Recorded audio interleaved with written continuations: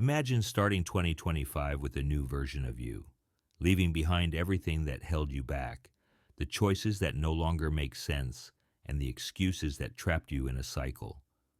What would you do differently? What would it be like to reset everything and start again with a purpose? Imagine becoming the new person you want to be. This is the perfect moment to transform your life. The Stoics believe that true power lies in creating a new reality from where you are and facing challenges through action. In this video, you will learn 8 practices that can help you reinvent your life in a profound and lasting way. It's not about changing your outward appearance, it's about rebuilding your inner strength, your mindset, and your vision of the future. The year 2025 is approaching, and this presents a unique opportunity to leave behind everything that doesn't serve you. It's time to reset the game, rewrite your story, and become someone you can be proud of. This change will be for you. If you find our videos useful, please don't forget to like, subscribe to our channel, and turn on notifications before you learn the first application. If you are ready, here we go. A philosophy of a strong body and a resilient mind. Treat your body with meticulous care. This may not seem at first glance to be related to philosophy, but in fact, it is directly related. The Stoics were incredibly active people. They ran, fought, lifted weights, and hunted. They were warriors, athletes, and people who lived in constant motion. The phrase, a healthy mind in a healthy body, makes perfect sense here. For them, mental and physical strength were inseparable. Today, many people's New Year's goals include improving their health, achieving their dream figure, or feeling stronger and more energized. Now is the time to realize these goals. No one can deny the importance of taking good care of the body, but when we imagine a philosopher, we usually think of a sedentary, out-of-shape, and elderly university professor. Ancient philosophers were quite the opposite. Socrates was a soldier known for his resistance to cold. Cleanthes was a boxer. Marcus Aurelius hunted and fought. Seneca started the new year by swimming in the icy waters of the Tibetan River. It is therefore not surprising that many of the metaphors that Epictetus uses in his teachings have to do with fighting and soldiering. These physical practices were not for vanity, but to strengthen the strength of the mind. Physical activity made the mind clearer and stronger. Seneca says that we treat the body strictly so that it does not disobey the mind. A firm body implies a firm mind. For the Stoics, physical training was a metaphor for mental strengthening. Facing physical challenges was a way of increasing mental endurance. Mental endurance, in turn, leads to more active thinking and understanding. According to them, overcoming physical limits also strengthens the spirit and develops the ability to face any challenge. When you choose a physical challenge, such as a hike, a heavy workout at the gym, or a functional exercise class, you develop the muscle that says, I can do this. I can keep my promises. My mind can control my body. This is an exercise in discipline, determination, and self-control. It is not just about health or physical appearance. It's about strengthening your willpower through the habit of facing discomfort. You learn to silence your excuses. Today is too hard, I'm too tired, I'll do it tomorrow. Your body almost never wants to exercise.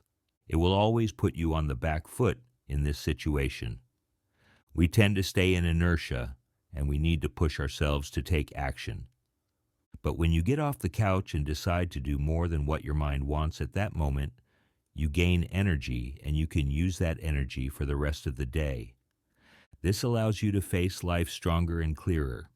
That's the power of physical effort. It strengthens not only your body, but also your mind. It teaches you that you can do more than you think and changes the way you face challenges.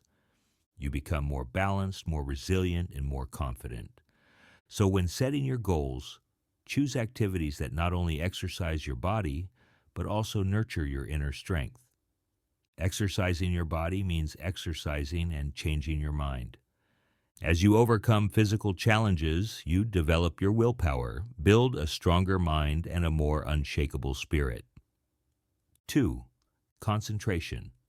If there is one skill that can transform your life this year, it is the ability to concentrate. Strengthening your attention will open the door to change. In a world where our attention is constantly divided and filled with countless distractions, the ability to focus is rare and extremely valuable. Marcus Aurelius, one of the greatest Stoic thinkers, faced these challenges. Even in the ancient world without cell phones, he understood that the secret was to live every minute like a Roman, concentrating on the task ahead with precision, seriousness, and justice. He reminds us that focus is a practice that requires intention and willpower. But it's not only the noise outside that breaks our concentration, but also the distractions within us. Worries, unanswered WhatsApp messages, phone notifications, and endless to-do lists. Cal Newport, author of Pure Attention, describes it as an almost extinct skill today.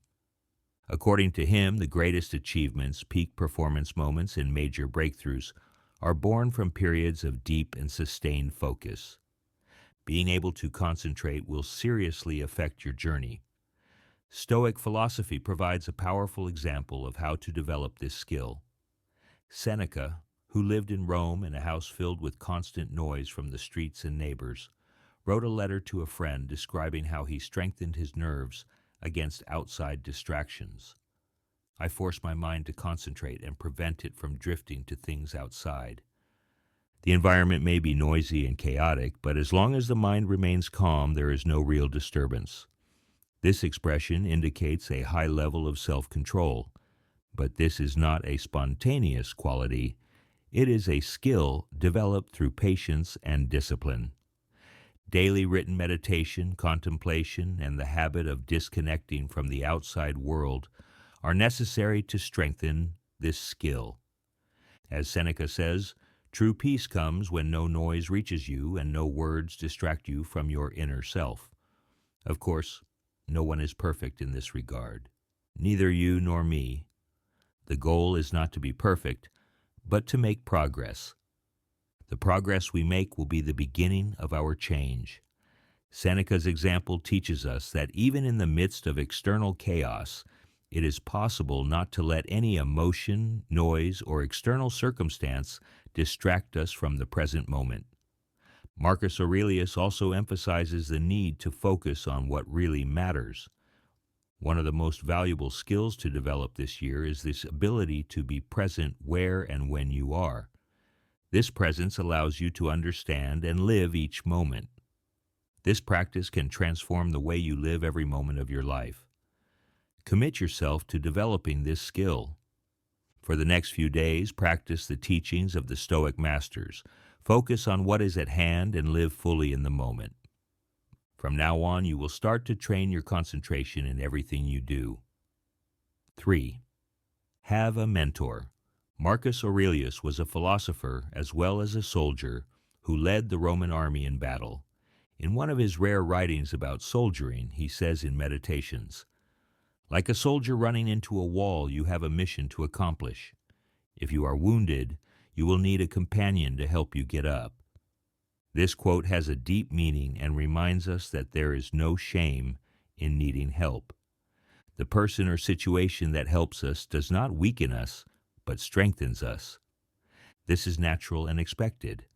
Asking for advice, seeking therapy, buying a book to learn, taking a serious course, hiring a mentor, or asking a question about something you don't know is all part of the process of asking for help.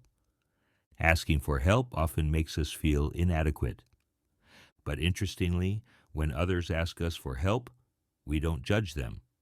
On the contrary, we are glad to help and honored to be able to contribute.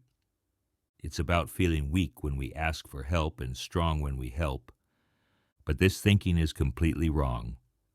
As Charlie Mackesy says in The Boy, the Mole, the Fox, and the Horse, asking for help is not giving up, it is refusing to give up. There will be times in life when things will go wrong. You will face problems, you will experience doubts, and sometimes you will feel that you have made great efforts and made almost no progress. In these moments, you have two choices, either to stay in the same place and give up, or to ask for help from someone who has walked the path before and can guide you. It takes courage to ask for help. It is also a test of determination. If you are determined to get better, you don't have to do everything alone. Find someone who has been where you want to go and knows how to overcome the problems you face. Remember, we are all on this journey together. We share events and feelings. We all experience the same emotions and pain.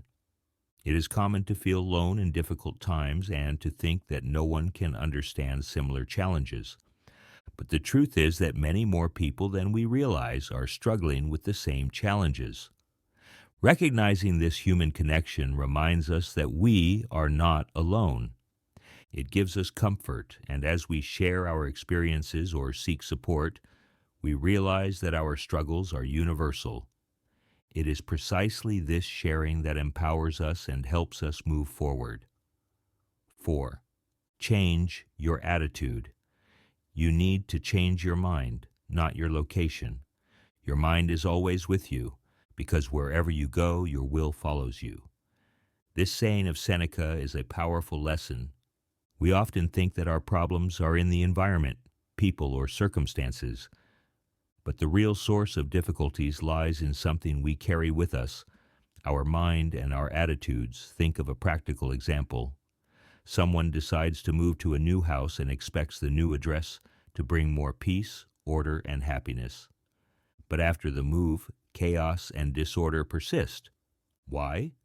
Because the person has taken their old habits with them along with the boxes. Changing your location does not change you. It is easy to fall into the illusion that we can solve all our problems by changing external conditions. But as Seneca reminds us, the fault lies not in the external circumstances, but in our minds. The disease follows the sick person. If you want real change, it is useless to change your environment without first transforming your inner world. It is like changing the scenery of a movie without changing the script. Escape may seem like a temporary solution, but it does not resolve inner conflicts. Seneca tells us in another powerful quote that if you want to escape from your problems, you don't need to go somewhere else.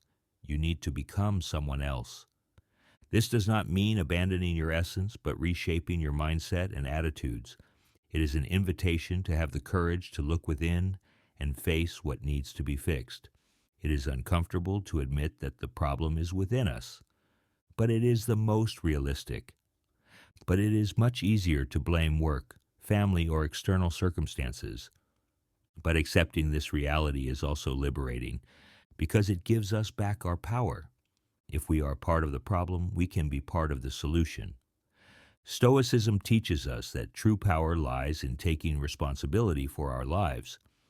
This requires action, reviewing habits, challenging limiting beliefs, and developing the resilience necessary to grow.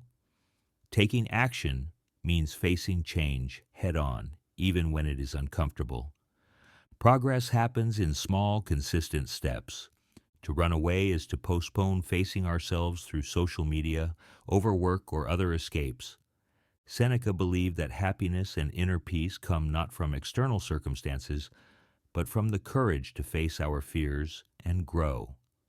While escaping may seem easier at first, the real journey only begins when we choose to transform our inner self. So instead of looking for ways to escape, develop a growth-oriented and resilient mindset. As Stoicism teaches, change is not in the world around us, but in how we react to it and how open we are. 5. Break free from bad addictions.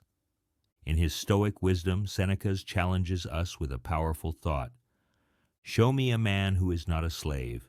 He observes that even slave owners carry their own chains. The overwhelming responsibility of controlling property and lives limits their freedom too. For Seneca, true slavery is not physical but mental. He puts it this way: one is a slave to sex, another to money, another to greed. We are all slaves in one way or another, of hope or fear. Slavery has nothing to do with physicality. For him, the path to freedom begins with the realization of these invisible chains. When we break free from the slavery of ignorance and the bad habits that control our minds, we see more clearly the power some things have over us. These addictions can be thinking that you can't do without coffee, smoking, the need to constantly check your cell phone, or the obsession with gambling, in the hope that one day you will win a lot of money. Everything that governs your mind and your actions has more power over you than you have over yourself. If you can't stop doing something, it is controlling you, and you are enslaved to it. And here's the most important point. What defines addiction is not the habit itself, but the addiction it creates. This thirst, this unending desire, is what needs to be questioned. Some addictions can be gotten rid of completely, others come back in new forms. Perhaps you know someone who has replaced one addiction with another, who has stopped being a slave to one thing and surrendered to something else. The Stoics teach that it is this need, the lack of freedom to abstain, that creates suffering. As long as you are in the grip of an addiction, you cannot achieve greatness. This attachment will always restrict you like a noose around your neck. Whatever the habit is, even if it is socially acceptable, you cannot let it rule your life. This year, make a real commitment to stop being a slave to the addictions that hold you back. Start now. Your freedom and the magnitude of your potential depends on it. 6. Stop trying to be perfect. The pursuit of perfection can be a deadly trap for progress. The determination to find perfection leads to the inability to see the perfection you have. Martha Graham, one of the 20th century's greatest choreographers, fell into this trap in the winter of 1931. After months of dedicating herself to a series of dance studies, she felt that her work was not worthy of her fame. Although her dancers and friends praised her work, she saw only flaws. His disappointment was so great that he lamented that he had ruined his year, believing that the whole winter had been wasted. This suffocating perfectionism is a common fate for talented people. The high standards that drive them to excellence can, over time, become a creative prison. As Winston Churchill said, perfectionism is another form of paralysis. We are trapped in a resistance that is essentially based on fear, fear of failing, fear of not being good enough, and fear of being exposed and judged for our work. This fear can lead to dislike and regression from where we are. The Stoics understood this struggle well. They advocated progress, not perfectionism. For them, perfection comes from striving to improve every day. In one of his lectures, Epictetus says, "It is not possible to avoid mistakes altogether, but it is possible to work to minimize them." This approach reminds us that the goal is not to be perfect, but to constantly progress. Progress will lead us to our perfection anyway. Perfectionism is not humility. It is not about dedication or true excellence. Sometimes it can turn into narcissism. It can be a way of avoiding the discomfort of the outcome and the risk of exposure. But the work is only complete when it is delivered. Moving forward requires accepting our imperfections, recognizing our limitations, and moving forward courageously in spite of them. We will never be completely perfect, and this is actually liberating. This truth means embracing progress instead of paralysis, learning instead of stagnation. Having the courage to deliver means starting something and finishing it. In the end, growth is not about reaching the ideal, but about constantly moving in that direction. 7. Stop procrastinating and start now. How long will the things you are putting off and waiting for hold you up? Epictetus's epic question is still relevant today. How long will you wait to demand the best from yourself? Marcus Aurelius addresses a powerful thought in his Meditations. He says that we know what is good for us right now, but we choose to put it off. We tell ourselves that we'll do it later, or we'll do it when things calm down, when things are back to normal, when the mind is more relaxed, when the weather improves. This is a big lie we tell ourselves to justify procrastination. Procrastination is a habit. It is a habit that is hard to break and can become permanent over time. As Seneca said, all fools have one habit in common. They are always preparing, procrastinating, making excuses, and putting things off for later. But mentally strong people don't do that. A Stoic does not wait for the perfect moment, he takes action. He gathers the strength, will, and discipline to face the challenge, do what needs to be done, and do it now. Instead of procrastinating, he acts now. The best time to start something was yesterday or years ago, depending on the topic. But the second best time is now. Think about this with a concrete example like posting videos on YouTube or sharing your skills. Today there are thousands of people teaching crochet, cooking at home, sewing, fixing things, and so on. These people are not necessarily smarter or more talented. They just started years ago. The first movers are always the ones who drink the cleaner and clearer water. This means that to get what we want, we have to act. There is no time other than the present moment. All the successes in your life are the result of the choices you have made in the past. Procrastination is the opposite. Procrastination is like saying, I'll wait to invest in my future, or I'll do my best tomorrow. But do you really have that luxury? If you want good results tomorrow, next month, or next year, you need to start taking action right now. Ask yourself what actions you are postponing that could change your life. Don't say you will do it later, do it now. Seneca says that fools always prepare to start, but never start. Think about it. If you started now instead of later, wouldn't it be better to stop waiting and take the first step? The future you want depends on the choices you make today. Only you will reap the consequences of those choices tomorrow. 8. Choose a word for living in 2025. Seneca says that no wind is favorable to those who do not know where they want to go. This quote emphasizes the importance of having a clear direction and purpose to guide our actions. Choose a word that represents your purpose. Just as yoga practitioners set intentions before each session, or meditators use mantras to focus, Stoics used specific epithets to describe the virtues they wanted to cultivate.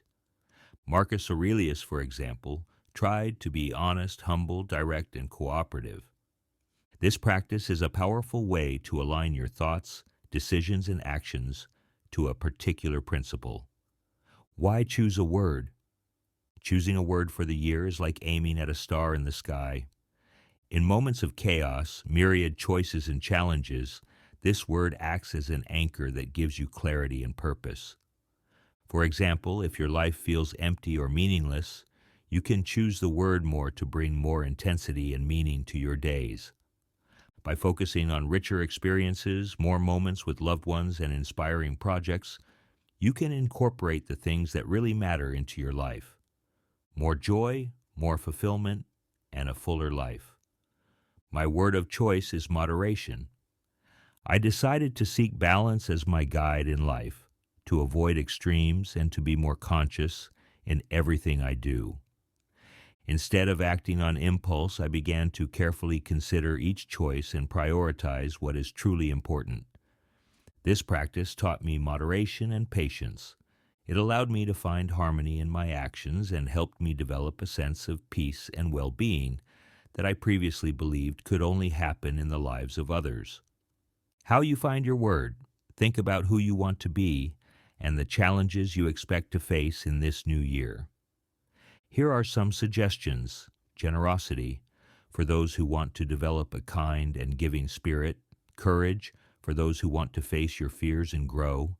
Patience, for those who want to trust the process and accept the flow of life. Discipline, for those who want to develop new habits. Serenity, for those who want to maintain inner peace no matter what the environment. Steadfastness, for those who want to stick to your purpose in the face of obstacles. The important thing is to choose a word that moves you deeply. It could represent a virtue you want to strengthen or a value you want to embrace.